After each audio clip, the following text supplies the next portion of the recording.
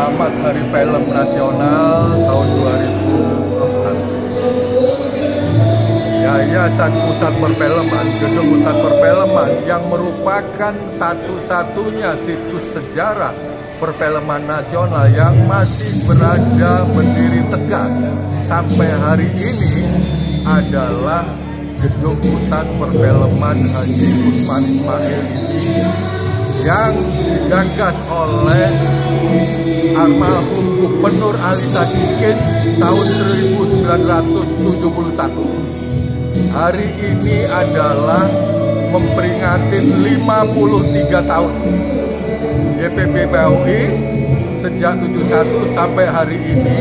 Cita-cita Ali Sadikin hanya satu, dia menginginkan bahwa komplek Pusat Perfilman Haji Ismail ini menjadi alamatnya orang film.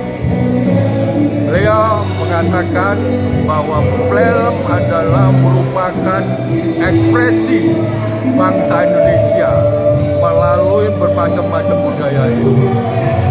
Dan inilah saksi sejarah yang sampai hari ini bisa berdiri tegak, yang dikelola oleh swasta mandiri oleh Yayasan Pusat Perfilman Haji Usman Ismail. Tahun 1908, Gedung Pusat Perfilman ini ditetapkan oleh pemerintah sebagai salah satu objek vital yang bergerak di bidang budaya yang harus dilindungi. Ini adalah keberhasilan daripada cita-cita Ali Sadikin bersama-sama orang film itu.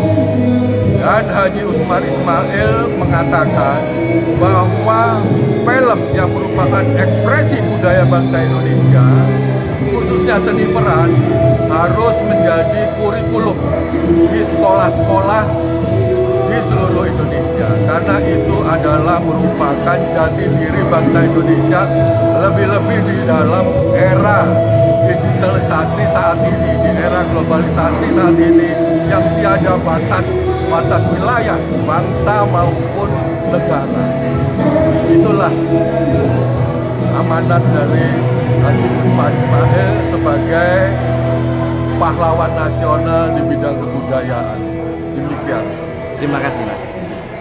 Gelora.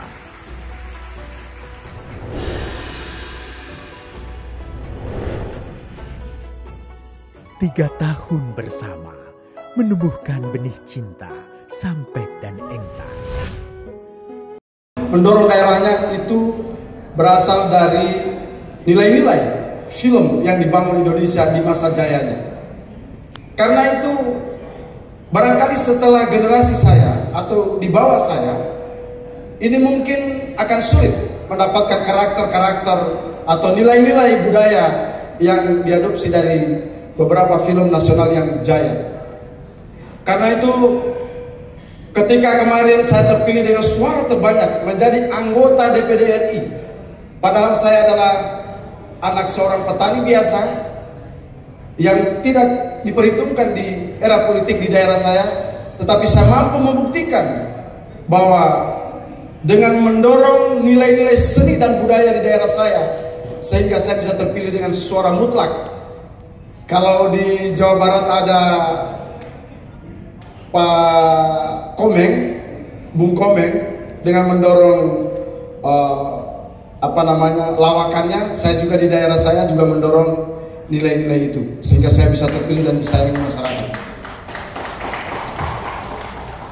Dan yang mendukung saya anak-anak milenial yang memang terjun di dunia itu. Karena itu janji politik saya kepada mereka, kalau kita terpilih, maka saya akan memperjuangkan nilai-nilai budaya kita melalui film nasional. Maka karena itu saya tepat berada dan berdiri di sini. Saya tahu betul mungkin sekarang mendorong nilai-nilai budaya sebagai identitas bangsa melalui perfilman itu sekarang hampir punah atau bahkan punah. Karena kalau saya diskusi sepintas dengan ketua Dewan Pembina tadi, capek beliau katanya. Saya sudah lelah, capek. Karena pemerintah itu tidak ada perhatian betul bagaimana mendorong perfilman nasional kita. Zero. Bahkan beliau tadi sempat mempertanyakan, apakah di sini ada perwakilan dari Kementerian apa itu? Pendidikan. Dikbud. Ternyata beliau tidak ada, dan apa mungkin panitianya lupa undang atau undangannya tidak sampai, atau undangannya sampai tapi tidak di. Tapi melalui forum ini, melalui acara yang sangat luar biasa ini, saya akan terus berupaya berdiskusi dengan Yayasan Perfilman Usmar Ismail ini. Cinta abadi tergoreskan dalam janji sehidup semati.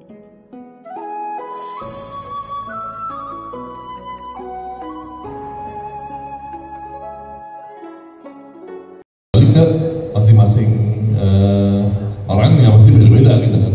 Jadi kalau saya mau ngomongnya film bagus menurut saya aja kali ya, sebagai saudara, sebagai anggubara, penulis juga, editor juga, produser juga. Dan kalau menurut saya film bagusnya simple aja sih Pak. Film bagus itu pertama ya harus bisa mendeliver dari ya pertama lengkap gitu ya, secara logika, estetika, etika, dan rasa. Keempat itu sih yang harus bersinergi untuk menjadikan sebuah presentasi yang baik ya. Itu aja sih Pak. Itu secara gamblangnya ya. Kalau mau secara detailnya ya mungkin di sini sebenarnya udah bikin slide sih. Tadi bikin ada screennya. Oh Mas Toto ada slide bisa dikirim kali ya? Bisa. Bisa. Kalau saya jelasin aja dari sini sih. Oke Mas Toto bisa ada slide. Ini dari awal dong. Iya. Ya Pak. Nggak Pak. Sambil dulu. Ya. Mas Anggi. Aspek utama prioritasnya kalau mau bikin film bagus apa dulu itu? Oke, pertama kita mesti tentukan dulu sih filmnya ini mau film itu tadi kan entertainment atau film yang sebagai ekspresi dari karya seni atau film sebagai propaganda. Propaganda ya pasti ada pesan-pesan terselubung ya. Makanya mesti dibedain film ini sebagai syair yang indah yang bisa dinikmati banyak orang atau sebagai syiar atau syiar nih gitu. Syiar menyiarkan kepentingan atau pesan-pesan tertentu gitu kan. Film itu sendiri kebagi menjadi dua ya, ada fiksi, ada dokumenter. Fiksi itu ada genrenya lagi action, komedi, drama, horor. Ada subgenrenya lagi, horor itu ada horor supranatural yang berbau arwah gentayangan, atau horor yang berbentuk creatures, villainnya adalah sebuah makhluk atau creatures gitu ya. Atau horor yang thriller yang tidak ada setannya, horor yang psikologis. Itu masing-masing dari genre mempunyai subgenrenya tersendiri. Ada yang hybrid, ada yang horor komedi, ada yang action komedi, jadi banyak genrenya.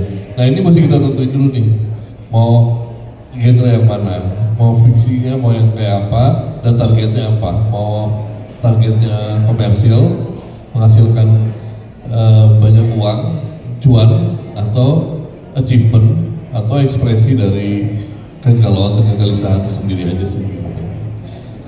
Yang paling penting dalam buat film itu ada itu tadi kan, harus bisa mencakup dari logika, estetika, etika, dan emotion atau rasa. Formula yang paling penting di dalamnya adalah pertama storytelling. Nomor satu itu adalah storytelling. Jadi storytelling itu mesti mempunyai karakter yang baik, karakter driven, karakter yang mendrive story tersebut, mempunyai idea atau gagasan untuk diberikan, mempunyai cerita yang engaging kepada para penontonnya, bisa connect, bisa relate ke para penontonnya yang ditargetkan, mempunyai kejujuran di dalamnya, punya insight of the world, misalnya bisa memberikan pandangan terhadap dunia, dan punya human interest dan experience. Itu yang harus dicakup dari storytelling. Yang kedua adalah directing. Directing mesti punya seorang director mesti punya visi, mesti punya statement, mesti punya treatment, memberikan energi, memberikan soul, mempunyai imajinasi dan bisa membuat perception ke para penontonnya kelak.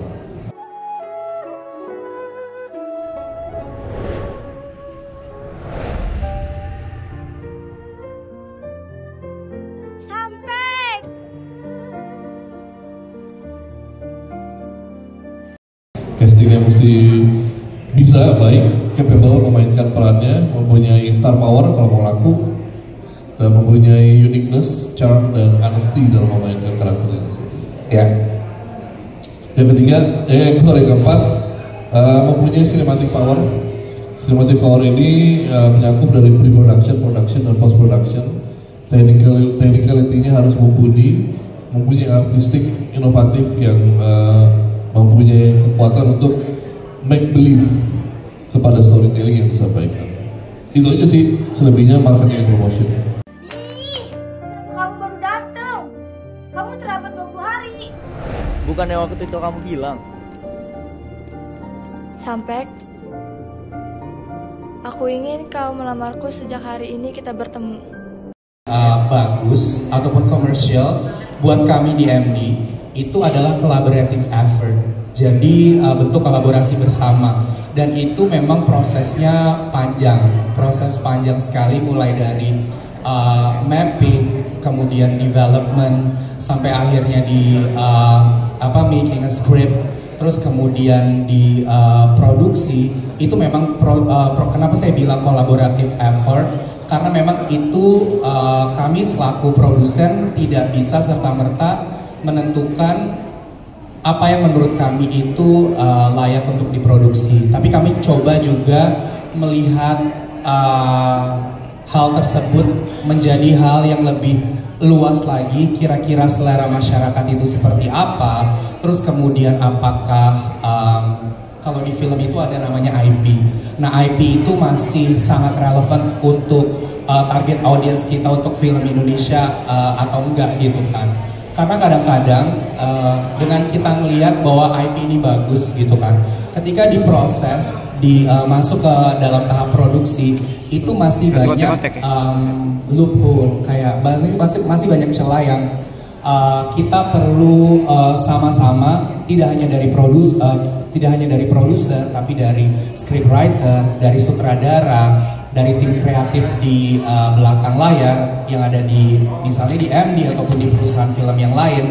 Itu merupakan hal-hal krusial yang memang harus dicermati baik-baik gitu. Jadi kalau misalnya tadi pertanyaannya bagaimana membuat film yang baik dan juga sukses secara komersil, itu memang proses perjalanannya panjang. 6 tambah 4 7 tambah 3 8 tambah 2. Ingat, Aku pasti akan datang. Engtai. Perubahan-perubahan peraturan yang memang sinergi dengan tujuan kita gitu kan ya. Kenapa enggak? Tapi sejauh ini kita masih masih mengikuti peraturan yang ada soal exhibitor atau soal jadwal tayang untuk film Indonesia sendiri gitu kan. Kalau misalnya memang berangan-angan punya keinginan, pasti kan kita selalu punya keinginan yang akan menguntungkan bisnis kita gitu. Tapi kan mungkin prosesnya itu kan tidak bisa sehari atau 2 hari gitu. Jadi kayak memang jika ada kemungkinan ya kenapa enggak gitu kan. Tapi kita sebagai produser ataupun film studio yang baik, kita berusaha untuk following the standard yang sedang berlaku sekarang gitu. Oke. Terjawab ya, Arul ya? Iya, di hari MD mempunyai strategi sendiri ya. Di hari Kamis itu buat ngejaga layar itu sampai berapa miliar Mas kalau di MD ya? Rahasia tuh. Kayaknya itu bukan ranahnya saya, Pak. Ya pasti tadi ada yang ngebakar tiket gitu kan. Kemudian ya itu strategi, silakan kalau dari Mas Sigit mau buka sedikit kisi-kisi. Emang ngebakar tiket? Enggak. Jadi each film studio pokoknya punya strategi masing-masing gitu kan, intinya gitu kan, yang memang pengennya tuh setiap film itu bisa perform gitu kan untuk di masyarakat gitu kan. Tapi detailnya mungkin balik lagi gitu kan, yang mungkin nggak bisa disamaratakan gitu kan untuk dilakukan untuk di masing-masing kondisi. Kamu benar-benar tidak menghargai orang tua. Kamu kan sudah papa jodohkan.